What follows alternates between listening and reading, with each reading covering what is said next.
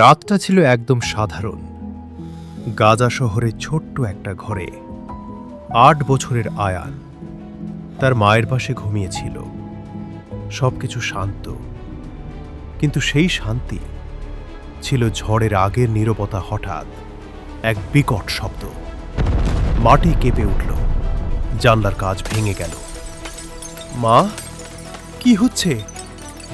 তার কাঁপা গলা, আর তার মা কিছু বলতে পারল না, শুধু শক্ত করে জড়িয়ে ধরল তাকে। এই যুদ্ধ শুধু দুই দেশের লড়াই নয়, এটা হাজারো নিরীহ মানুষের বেঁচে থাকার লড়াই। পরের সকালটা আর আগের মতো ছিল না। আয়ান বাইরে বের হয়ে দেখল ভাঙা ঘর, পোড়া গাড়ি, ধোঁয়ায় ঢাকা আকাশ। তার প্রিয় স্কুলটা আর নেই। তার বন্ধু সামির কোথাও খুঁজে পাওয়া যাচ্ছে না। যুদ্ধ কেন হয় মা? এই ছোট্ট প্রশ্নের উত্তর আজও কেউ দিতে পারেনি।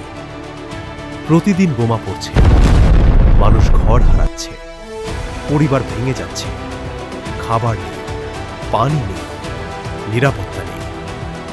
বিশ্ব শুধু তাকিয়ে আছে, শান্তির আহ্বান আসছে, কিন্তু যুদ্ধ থামছে না। একদিন রাতে আয়ান তার মাকে জিজ্ঞেস করল, মা, আমরা কি আবার আগের মতো থাকতে পারব? তার মা চোখে জল লুকিয়ে বলল, একদিন, নিশ্চয়ই একদিন। যুদ্ধ শুধু মানচিত্র বদলায় না, এটা মানুষের জীবন বদলে দেয়। একটা শিশুর শৈশব কেড়ে নেয়, একটা মায়ের হাসি কেড়ে নেয়, আর রেখে যায় শুধু একটা প্রশ্ন, এই যুদ্ধের শেষ কোথায়?